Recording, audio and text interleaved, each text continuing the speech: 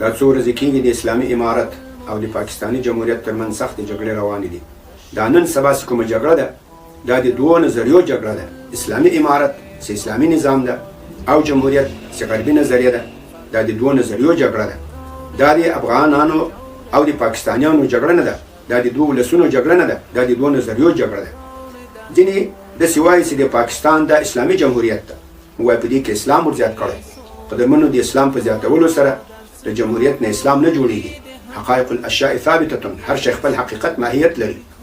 که ته په شرابو باندې ولیکې چې اسلامي شراب دا نه حلالېږي، یا خنزیر باندې ولیکې اسلامي خنزیر دا نه حلالېږي، یا زنا ته توجیه وکړې چې دا اسلامي زنا ده دا نه حلالېږي، هغه بیا هم حرام ده. جمهوریت هم همداسې ده. ځینې وایي پاکستان دا اسلامي ریاست ده. دا اسلامي ریاست نه ده. په اسلامي ریاست کې ټول مسلمانان یو برابر وي، یو په بل باندې ترجحان نه لري.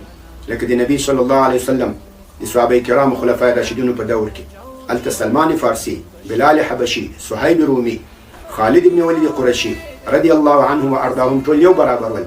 پاکستاني ریاست دا یو نشن سټیټ غربي ریاست ده. دا د عبدالله ابن ابی ابن سلول میراث ده. کوم چې الله تعالی بیا غله قوله حکایت کوي وایي دې منافقینو به ویل لئن رجعنا الى المدینه که موږ بیا مدینې ته واپس شو ليخرجن الاعز منها الاذل. راوبه باسي دا شریفان چې هغه د مدینې اصلي خلک ول، دا ذلیلان چې هغه د مهاجرینو ته خطاب کول. نعوذ بالله من ذلک. دغه د منافقینو نظریه د پاکستان د اوسنی ریاست بالکل عملي کړه. 40 کال وروسته هغه مهاجرین چې هغه د کمونیزم په خلاف باندې د اسلام د قایمولو په خاطر هجرت کړی وو، هغه په بد حالت په سخت ظلم کې په سخت اقتصادي شرایطو کې دوی له خپل وطن نه وشړل. دا د عبدالله ابن ابی ابن سلول ریاست ده. دا اسلامي ریاست نه ده. دا یو فرعوني ریاست ده. د فرعون له حاله الله خبر راکوي ان فرعون علا فی الارض. وای فرعون په ځمکه کې تکبر کړی وجعل اهلها شیعا. د ځمکې خلک یې ټوټې ټوټې کړي ول، ویشلي ول په قومونو په ولسونو.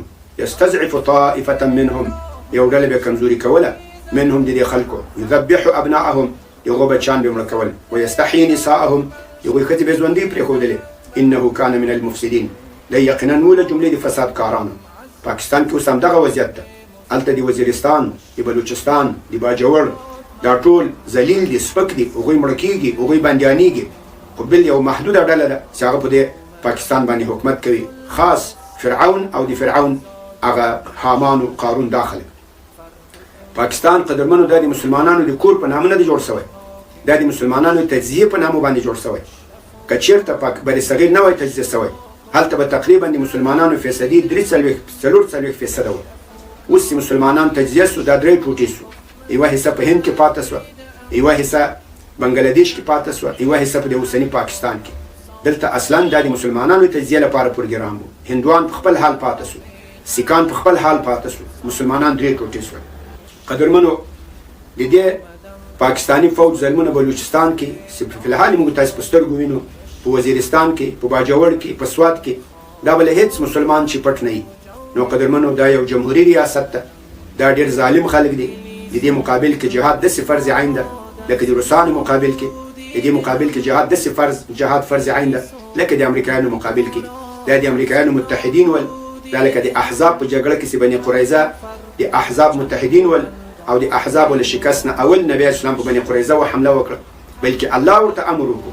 جبرئیل علیه السلام ورته راولېږل، وایي ته د جنګ وسلې ږدې، ملایکو وسلې نه دی. وایي نو څه امر ده؟ وایي په بني قریظه باندې حمله وکړه. افغانستان ته اسلامي امارت باندې متحدین راغلل، په افغانستان حمله وکړه. دغه بني قریظه چې افغانستان په رسمیت پیژندل، مخکنی امارت دی په رسمیت پیژندلی، دا له احزابو سره ملګري شول. الحمدلله احزابو خو شکست وکړو. اوس اول جګړه د دوی جګړه ده. دا جګړه الله تعالی په نبی اسلام باندې فرض کړې وه چې له احزابو نه وروسته د بني قریظه جګړه دا باید خامخا وسي. الله دې د مجاهدینو حافظ ناصر مددگار سي، او الله ناصر مددگار ده. ان تنصروا الله ينصركم وان